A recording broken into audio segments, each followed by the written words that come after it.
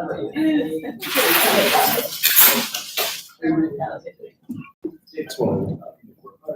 sitting in on. All right, hello everybody. As you might have noticed, it's very cold out, which means we've solved global warming. Yeah! I don't know how we did it, but congratulations to everybody. Who knew all it took was to destabilize the polar vortex, one of the major features that are keeping our climate stable. Okay, so moving on.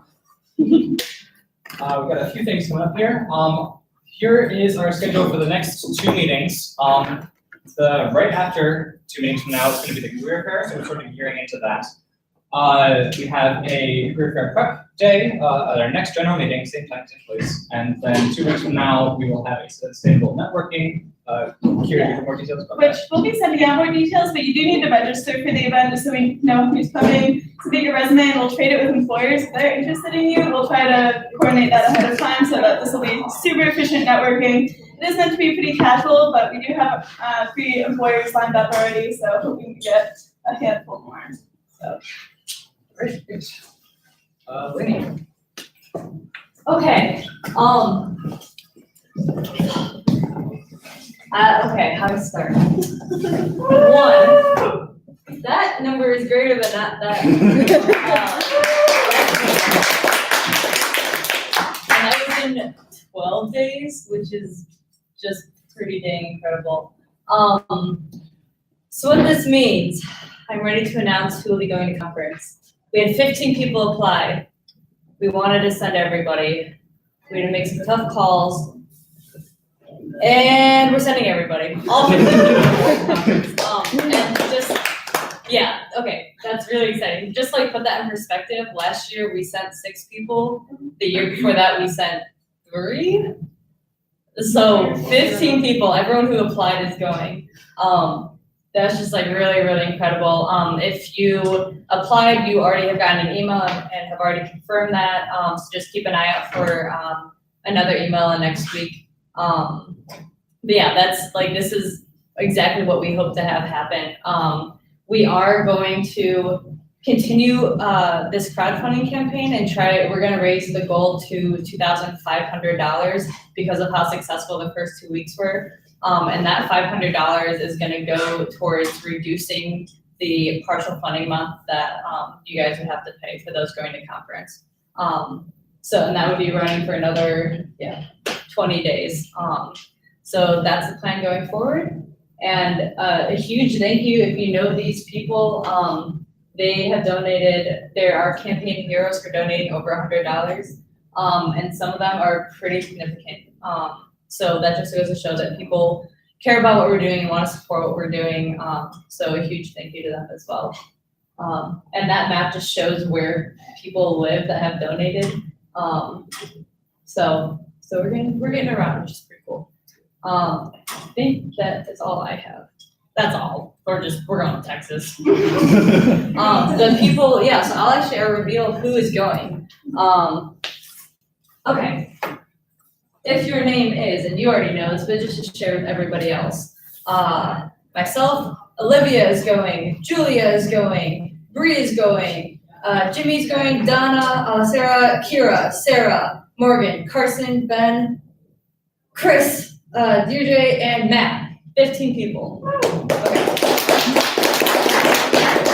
All right, so congrats, guys. Okay, that's all. So last week we had the construct tour, which I hope everyone enjoyed and got something out of. Over the weekend there was also a Sustainable Living Expo where ESW had a table set up, Seal did, a bunch of other RT affiliated sustainable groups, U of R groups were there, composting group was there, people from all over Rochester area were there, so we got some good connections and networked a little bit, played our recycling game, people were quite entertaining. So that was last weekend, and coming up this week, we have Thermos Thursday, so we need volunteers to help out, give out free hot chocolate and free coffee with Ben & Jerry's ice cream to go in it. Pretty bomb, you should try it. But that's what I'm intended to this Thursday. Please sign up. That link got sent out today and will also be sent out tomorrow.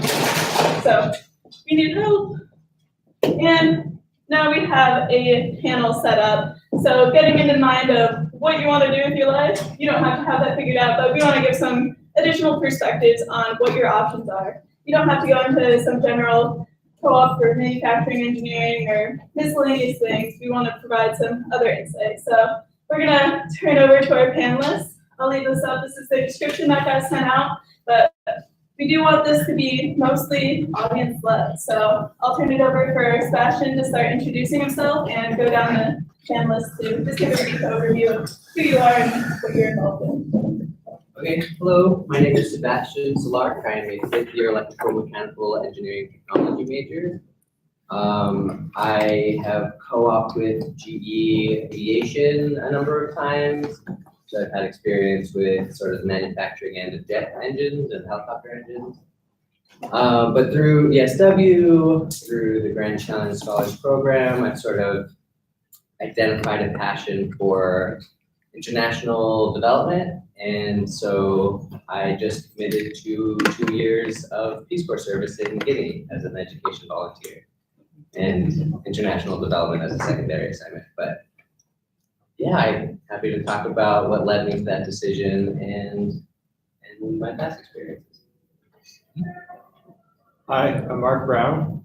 There's a lovely description up there already, but pretty much I'm a fifth-year industrial and systems engineering student here who's minoring in journalism. But I had some really interesting co-ops so far, starting out with working with the Simone Center on the entrepreneurship department, creating a startup that getting absorbed into a larger startup with RIT alums for my second co-op, working in a more traditional manufacturing and test engineering environment in Connecticut for a company called Darkfield. And then finally ending up at a lovely co-op down in Austin, Texas with Indeed, the job search company doing program management. So I've had a range of create your own co-ops to an awful one in Connecticut in all honesty, and a great one down in Austin, Texas. So if you have questions about a wide variety of experiences, I hope that I can answer some of those. My name is Julia. I'm a fourth-year chemical engineering and international global studies major. I'm currently on co-op right now. This went fourth. So my first one was research and development for Unilever, which owns like a bunch of different shampoo, conditioner, deodorant, and Lipton tea, like a bunch of different random brands. I worked in hair care, and then my second co-op was at Free Currency, and that was like more process engineering. So they make US currency, that was pretty cool. Got to make money. Then my third one, I was in Chile, the country, doing zeolite synthesis research with a professor, and now I'm at the New York State Pollution Prevention Institute, which is located in Slaughter. So I've had a wide range of experiences. Hey guys, I'm Alex Badenauer. I'm a fifth-year computer engineering student. I've been curling for a while on College James Cancer. If you've heard of Relay for Life, check us out. I'm one who runs that. My experience that's most relevant to you guys probably is I've been working for FMS for over a year now. I have kind of de facto become the person in charge of our energy here for lack of staffing. So that's me. So if you have any questions about kind of what RIT does in terms of sustainability, in terms of our energy or anything like that, the person can answer. I'm Olivier, I'm a fifth-year mechanical engineering student. I came into college, I wanted to be an aerospace engineer, an astronaut, and I was like, maybe I'll take a step back. So I started mechanical engineering, and I really liked the topics, but I had 3 co-ops. I didn't like any of them.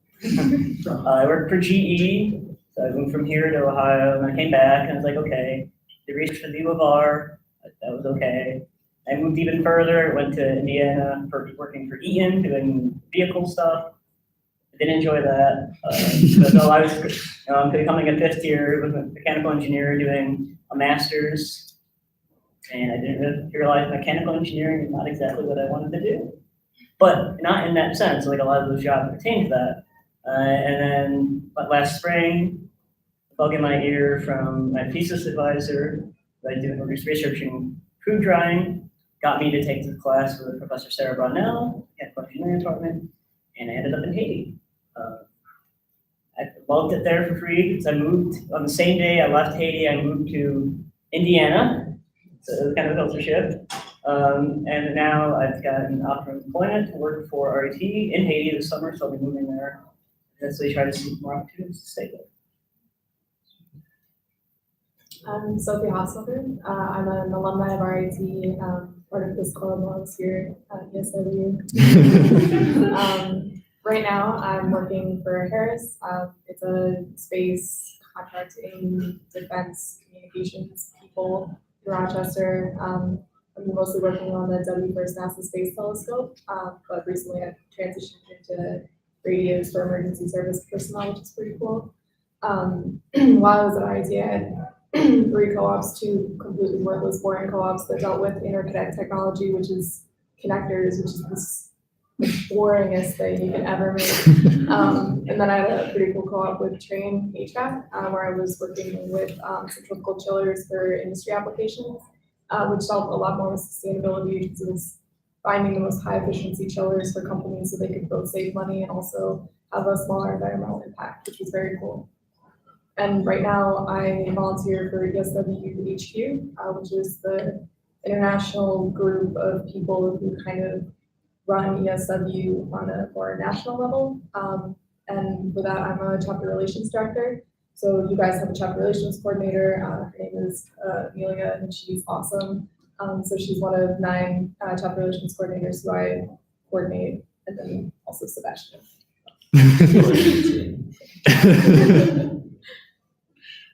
So if anyone else wants to start off with questions, feel free. I do have one. What was your favorite role in your least favorite position? Does that make sense?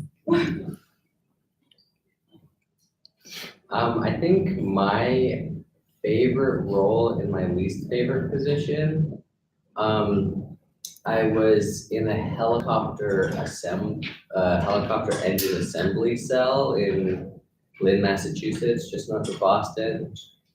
And if anyone's worked in assembly, it's like you get all the parts from the new make plant and you just put things together.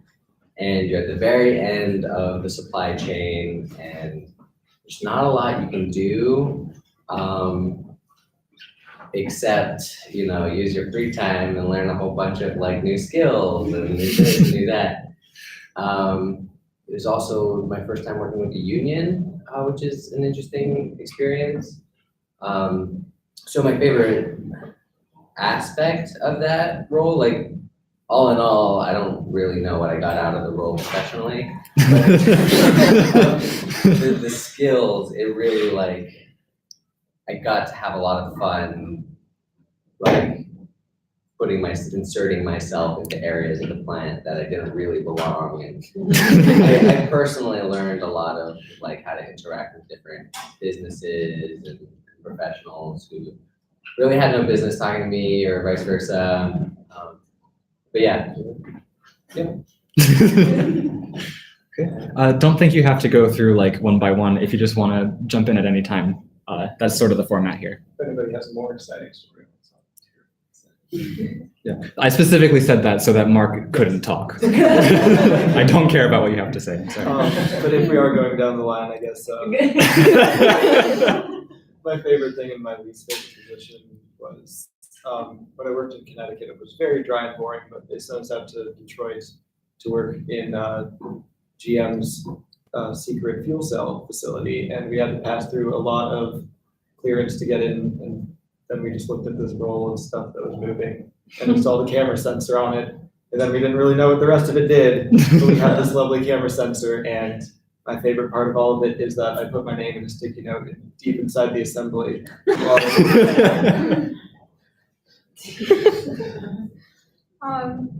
So I haven't had any co-op lately where I'm oh my god, it's awful. But my co-op at Unilever was good. So it was supposed to be formulation research and development, but it was more a consumer facing demo. So I had to make a video that was technically supported to show consumers why the Unilever product was better than the others. So it was kind of just more of a misplacement, I guess, of what I was expecting. But I really liked the consumer research because we had a kind of a salon, a research salon on site So I would like go in and show my video to consumers and like get feedback from them and then like make changes, and it was like an iterative process, but I think it was like a really good learning experience because I learned how to like take feedback from consumers and then like modify my I guess product, because I think in engineering sometimes we don't really get that exposure. So that was definitely really beneficial. Well, this is specifically for Alex anyways, but kind of changing direction. I heard that RIT, what was it, they want to go carbon neutral by 2030 or something like that. Do you know like what our energy use, how our energy use plays into that, or?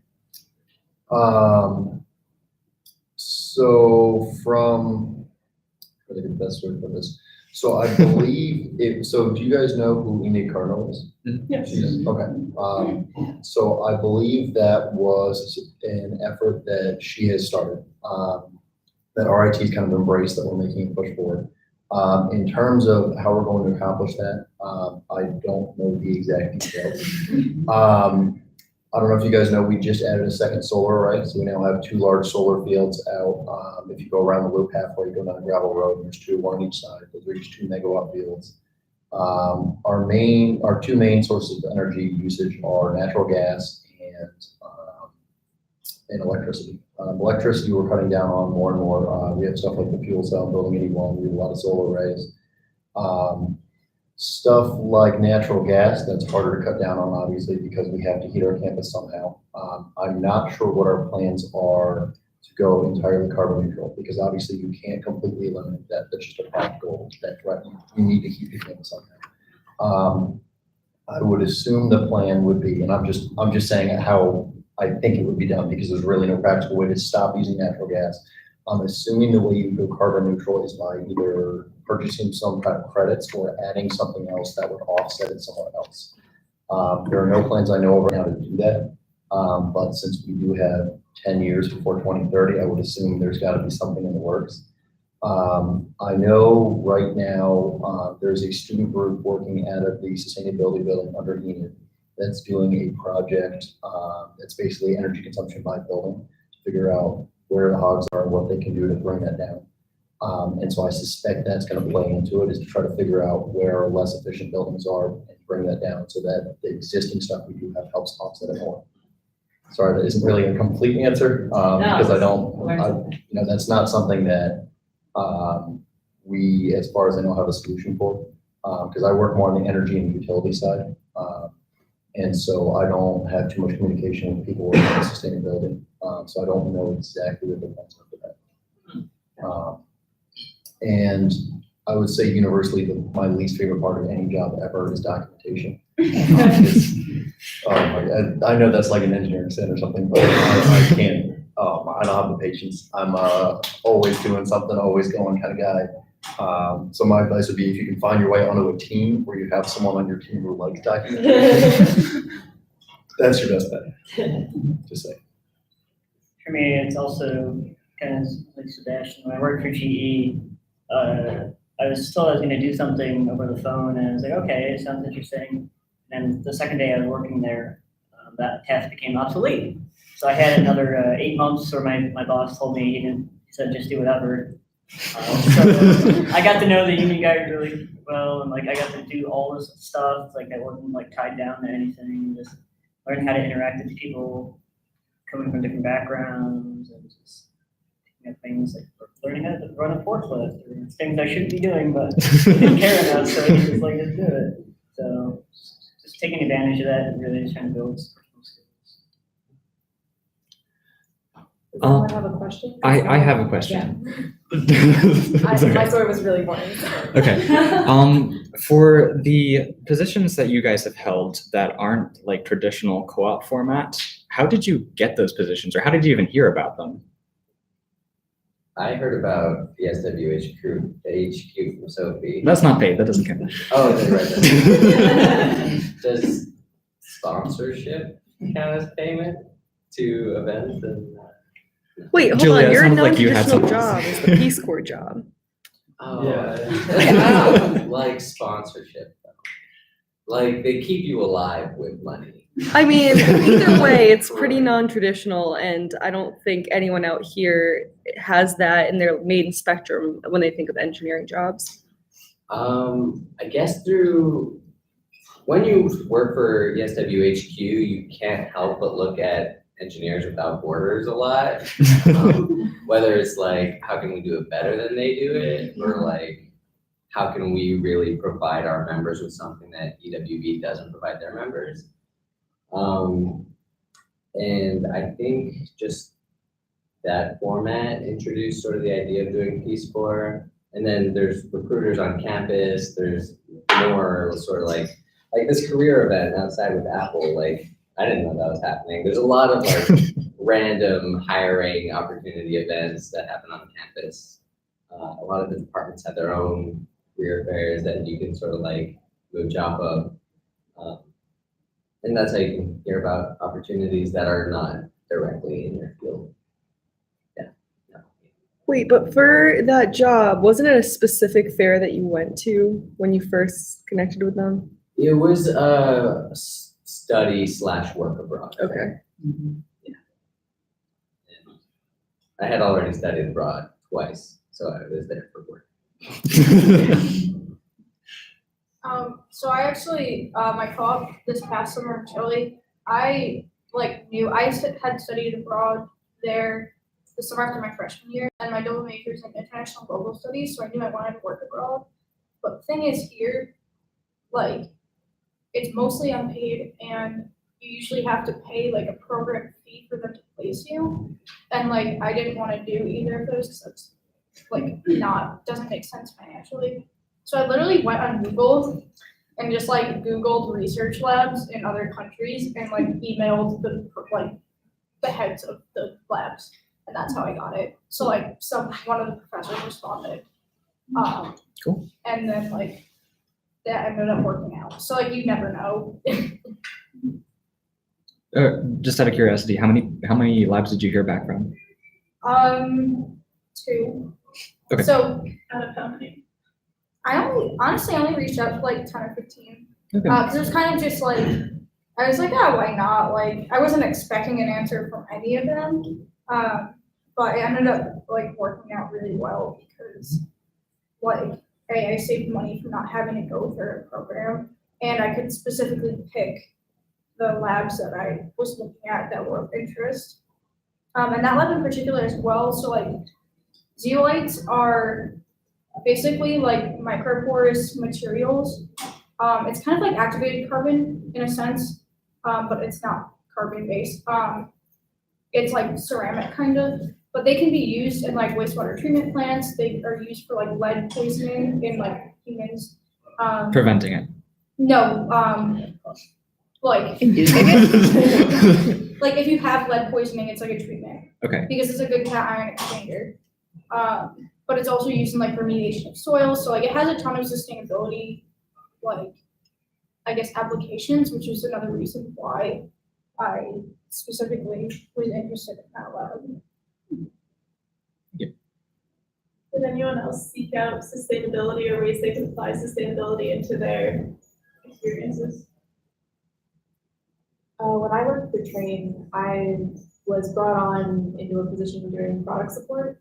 So it wasn't necessarily very close to sustainability. Like there were a lot of sustainability applications, but I wasn't actively doing sustainability. But I told my boss that I was really interested in sustainability, and I knew that they did a lot of really cool environmental initiatives at the company, especially with their research and with they do like a software that people can use to help make their buildings more efficient.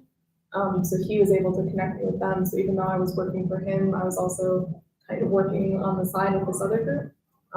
So I think it's always worthwhile that when you're in a position, but you're kind of interested in other things that the company is doing, to reach out to those people and see if you can get involved, even if it's just shadowing someone or just spending a day in that apartment. It's a good way to get connected with people doing things that you're more interested in. And I ended up getting a job offer from them to do that kind of work too late. But I did like make those ties, and I have those connections now, which is really cool. I might have to apologize. I'm going to encourage Mark to talk. So how does a startup get eaten?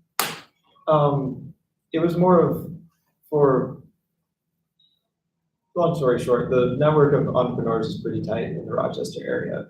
Rochester very much wants to be an entrepreneurial area and has a lot of opportunities because a whole bunch of rich Kodak people got laid off who are very smart and, or rich. So it's pretty good area to network and have great conversations. Also RIT, because they want to pump out, I think it is 30 startups a year out of this institution now.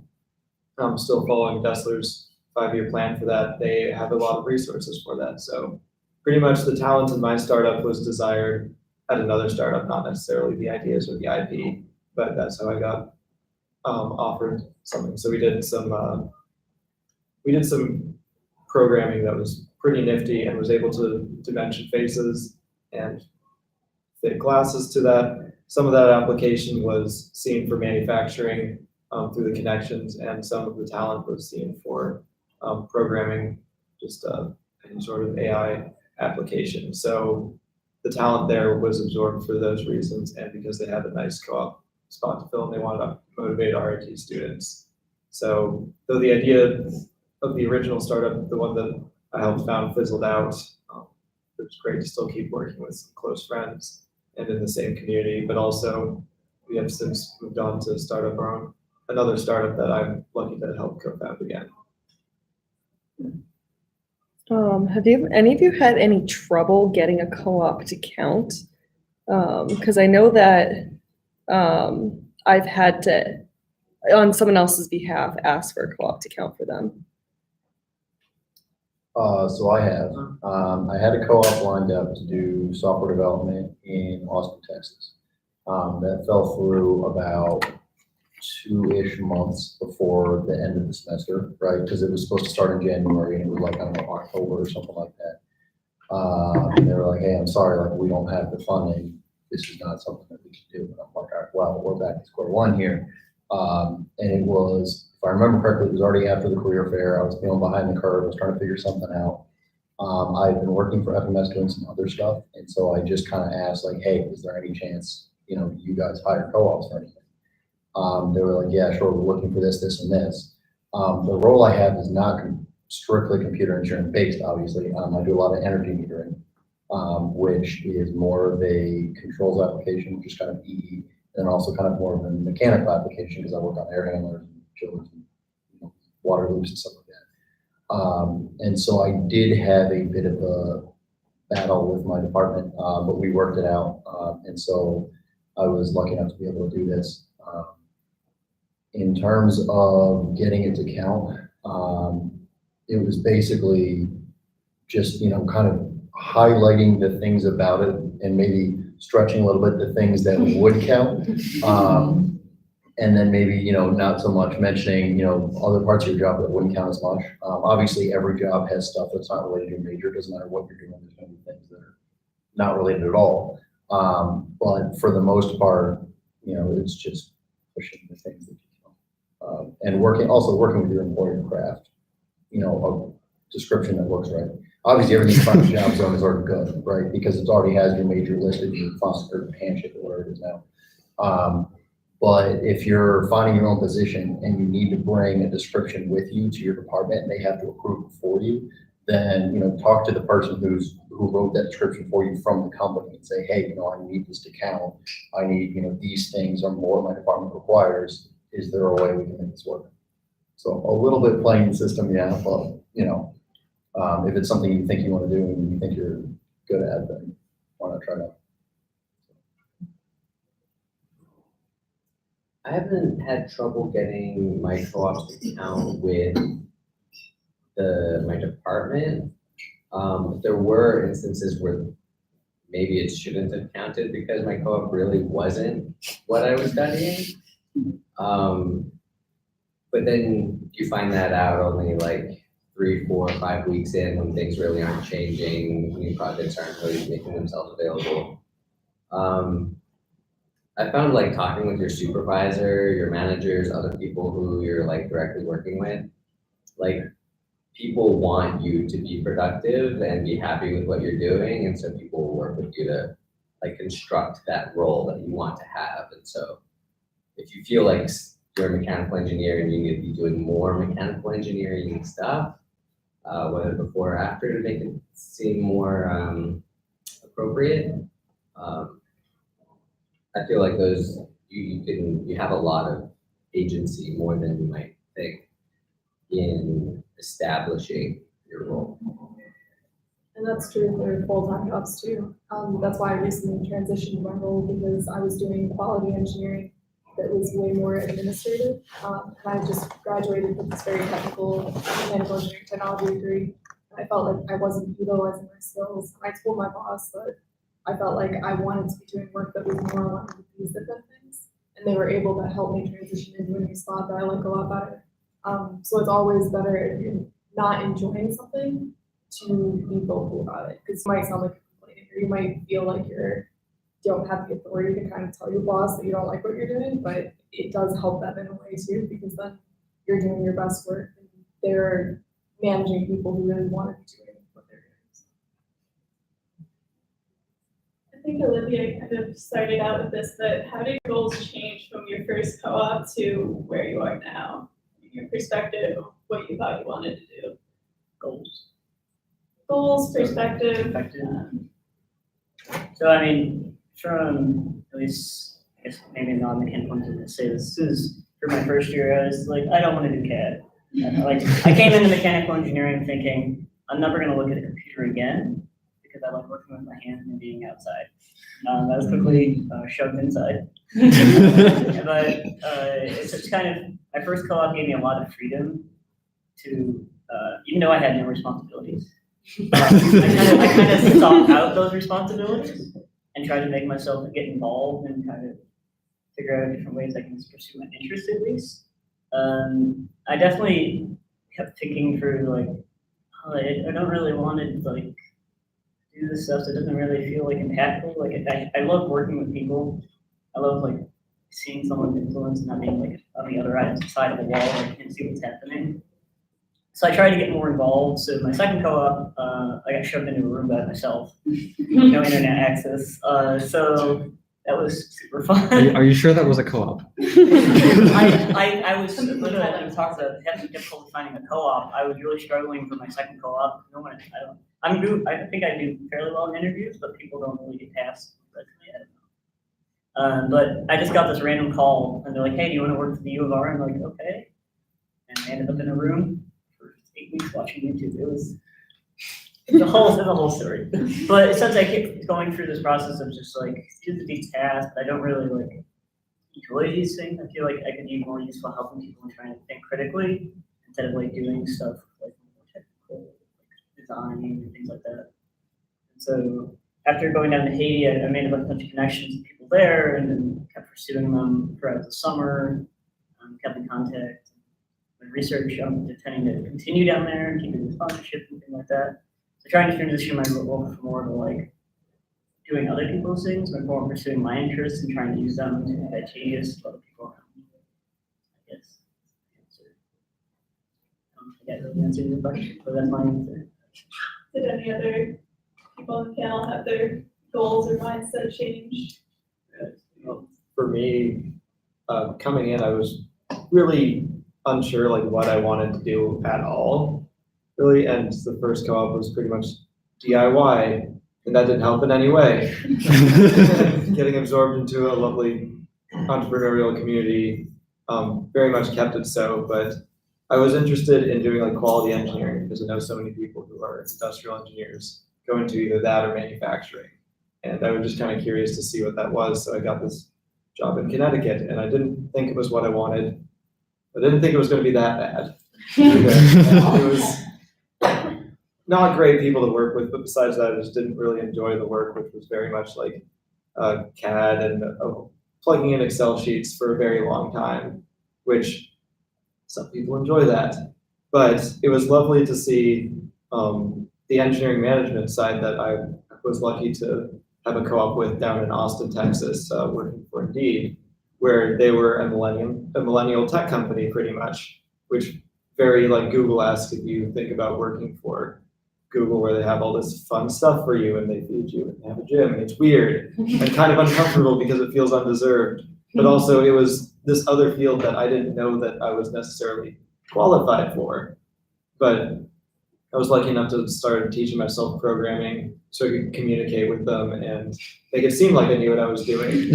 And, the major industrial engineering has, as some of you may know, just has some engineering management courses that definitely helped us, the interns, me specifically, keep up with some of the actual like business students who was interning with in other teams. But it very much allowed me to have this connection between the engineering and programming team and the like management team, while some people lack the engineering capabilities. So just because you might not think you're necessarily qualified for something, as long as you aren't going to hurt anybody, go for this opportunity because it is pretty cool, and learn it as you go.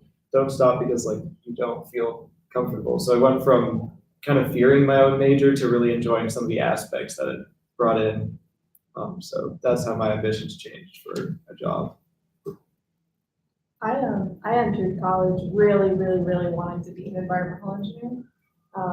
I tried to get or look for environmental engineering programs, but the only one I found in this region that was good was Carnegie Mellon. And when I went to visit, everyone was super miserable. Just did not like their lives. And I think it was just because it was stressful and rainy in Pittsburgh and wants to live there. And then I came to RIT and everyone was like super fun and awesome. And I just really wanted to go here. So I decided to do mechanical engineering, hoping that I could just kind of like drive it in an environmental engineering direction. And I tried really hard, and I tried to find a lot of environmental engineering co-ops, and I didn't get a lot of traction with that.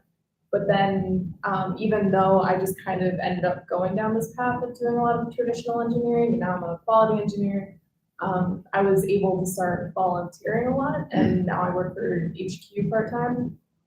So even though I had this very traditional role, I still feel like I have this really wonderful outlet where I'm doing environmental engineering, and I'm meeting a lot of other people with similar interests, and I'm helping them pursue their dream of becoming environmental engineers. So sometimes you really want to do something and it doesn't work out, but there's usually a parallel path or something else you can do to try and get you in that direction. And I'm just hoping that 5 years from now, I'll have a lot of connections through DSW, and hopefully I can become an environmental engineer. But even if you're not getting to where you want to be, don't be frustrated. There's probably something else you can do to kind of fill that void in your life. So. Yeah, I think the current stat is like 30% of engineers end up in their own field after graduation, so. Wow, yeah, exactly. My story is actually similar to Sophie's, where I like knew I wanted to work with renewable energy, wind turbines, solar panels, and like I just didn't see those opportunities here in Rochester. And I mean, I was very likely just not looking in the right places. And after my first year, I had the opportunity to go to India for a study abroad during the summer, and I really enjoyed that. And then that sophomore year, I went to career fair and landed a co-op with GE, but it was like aviation, and I was like, okay, I can make some money while I still look for renewable energy stuff, but I wasn't really convinced. And I was feeling like really down in the dumps, and then I just like saw a poster and was like, go to Scotland for a semester. And I was like, I'll do it again. My academic advisor absolutely hates me. That's not my curriculum so bad, but just like when you feel stuck and then just like taking on this new opportunity, taking on like a change of pace, like I think it's through that travel and getting away, because I think my Scotland study abroad went right up against a co-op in Cincinnati. And so I was off campus for a year, almost more than a year. And so when you finally came back, then I was like, oh, I thought I did this like DSW thing when I was a freshman, like so long ago. And then I came back, I was on an aquaponics team, and it like, once you like shake things up and you get out of your rut, then things kind of can also fall back into place when you're like more ready to receive opportunity. I don't know. No.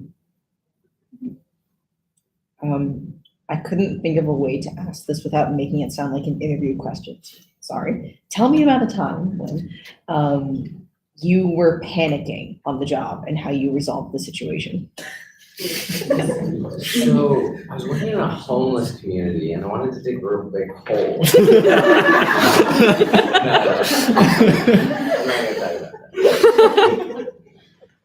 I'm not gonna talk about that. I feel like you have to now. I mean, half of us already know about it. I don't. So last semester, there's this project to set up a solar installation to charge cell phones for a homeless community in Rochester, and we have a number of stakeholders, a number of customers that we're trying to satisfy, and some of them are just saying like, there's a deed, there's this, there's that, there's a lot of people you need to talk to, and then there's another person who I'm more familiar with who's saying like, just do it, like ask for forgiveness later, like dig the 4 foot by 4 feet deep hole in this like brown, what is it called, a brown land? Brownfield. Brownfield, which means that there's like, the EPA says it's toxic, and I don't know what's down there. But everyone who we were talking to was like, yeah, do it, it's good, like we're on board, we got your back, we'll vouch for you. And we're like, okay, awesome. And we like sort of call up people, make sure that it's safe to dig, it's safe to dig.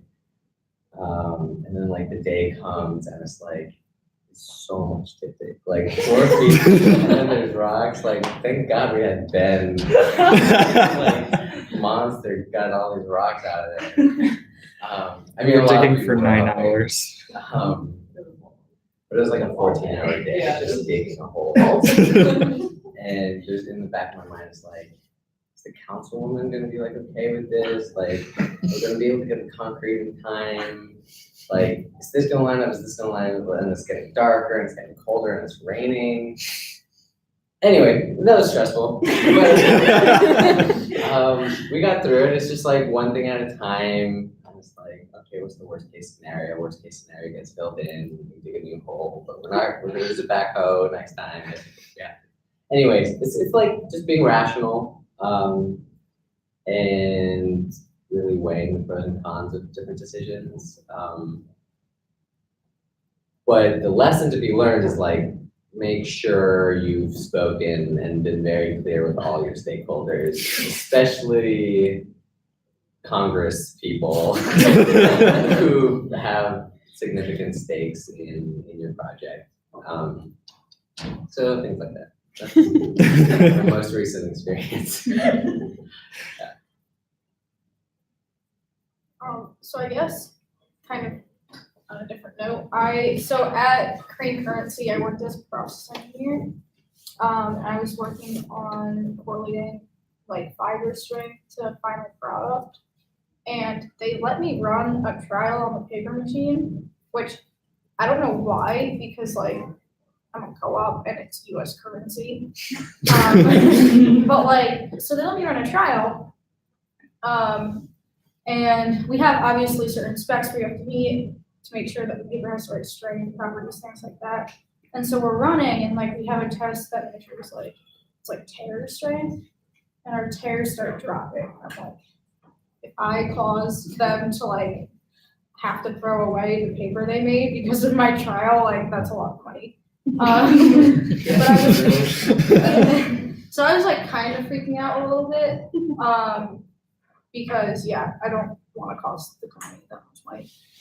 So I was able to, we had something else going on at the time too, like another quality issue. So I was able to look into that and like kind of trace back the issue and then have them change what they were, like the raw material they were feeding in, and that ended up like fixing it. And like luckily nothing went out of, it was close, but like nothing went out of spec. So I guess the biggest thing is like, don't like try not to panic at first and like think of like reasons why it could be happening, and then like just like try to get to the bottom of it as best as you can. So it was a little nerve-wracking, but like luckily the trial went okay, and I can say that I like controlled the making of US currency for a couple hours. But yeah.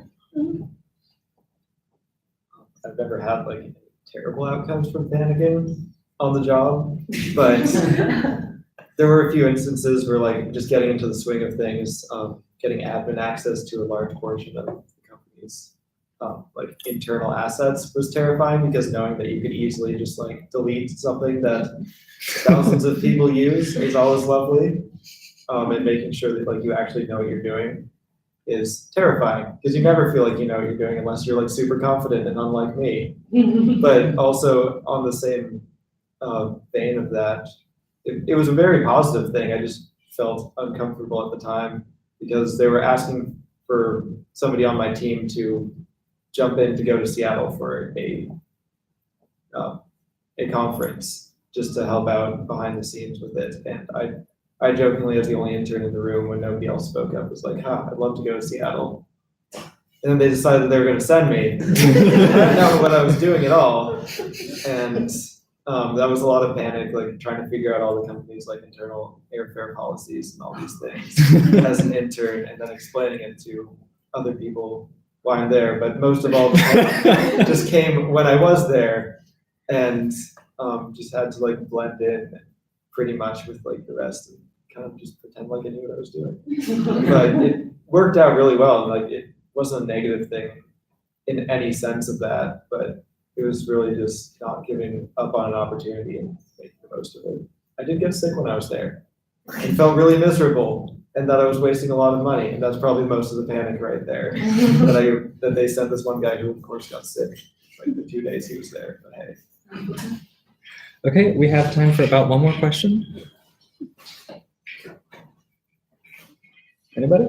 Yeah, I got one. So the positions that you're either in now or you're going to be doing in the near future, do you feel like you worked up to it and like you were kind of set up for that job, or do you feel like it was kind of, you know, you hit random spots and ended up where you are? Definitely say for my position, I'm gonna say something tackled on the panic thing. The job I had over the summer working for the RIT, not-for-profit Hope, we're still trying to figure out what I'm supposed to be doing down there. They're like, oh yeah, you can just do an energy audit, do some of the, look at some of the electricity wiring in the hospital, you know, mess around people's lives, and it's like, this is not what I went to school for, things like that. But a lot of it I trust in just, and you learn a lot, even just going on co-op, where you find ways to learn things, or if you don't know something, you figure it out. And that's really what I'm trying to do, because I don't think I know a lot of things going down there, but I know people I can talk to, and I know people I can confide in, be honest about stuff, and kind of learn how to go approach that.